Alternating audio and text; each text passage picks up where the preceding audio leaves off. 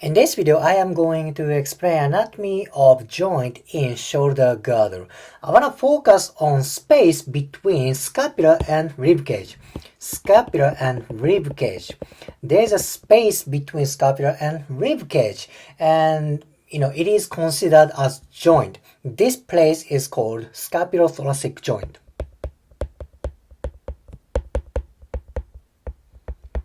Scapulothoracic joint. However, this is not like a bone-to-bone joint. It's not like a real anatomical joint. It's not joint like shoulder joint. It's not joint like a hip joint. It's not like knee joint. This joint, this space is not connected by bone and bone. It's not connected by ligament and ligament.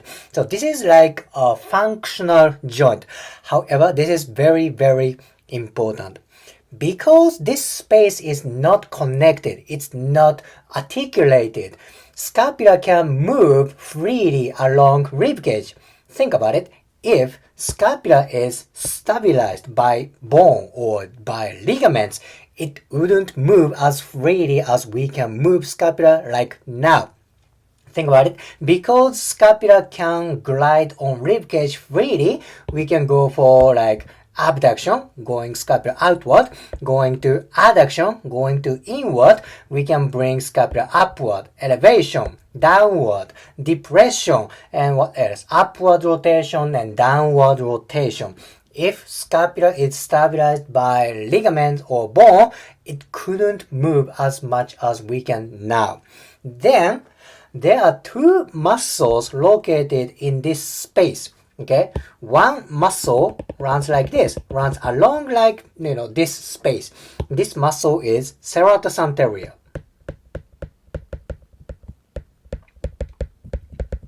Imagine this yellow dot line indicates serratus anterior. Think about it. When you open up anatomy books, serratus anterior attaches to ribcage and anterior surface of medial border. It's just like this. Okay, this muscle is in the scapulothoracic joint, scapulothoracic space. One more muscle, let's see this blue dot line. This blue dot, this muscle indicates subscapularis. Okay, yellow line indicates serratus anterior. Blue line indicates subscapularis. Look at that. Again, here is scapula. Here is rib cage. This space is scapulothoracic joint. Two muscles are in this space. So what happens if one of these muscles or both of these muscles get tight? There won't be a lot of gliding surface in this space. Think about it. If serratus anterior gets tight, there won't be enough gliding space for scapula, right? Because when muscle gets tight, bone, muscles wouldn't move as much as in a normal condition, right? So when serratus anterior gets tight, your scapula may not move as freely. What about subscapularis? Subscapularis is shoulder muscle. It's not for scapular movement. However, think about its location. It's in this scapulothoracic joint and it's close to serratus anterior. If this muscle gets tight, now there wouldn't be as much as space like in the usual condition. That is why subscapularis and serratus anterior are important for gliding surface between scapula and thorax, rib cage. This space is very, very important.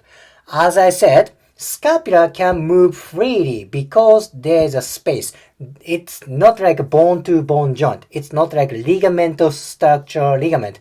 Because it's free space, scapula move freely. In result, we can move shoulder very freely. Oh my gosh, this is very, very important place. I hope today's info helps for your career, such as body work, such as therapist, such as exercise and training. If you liked today's video, please hit the like button, comment and subscribe. See you next video.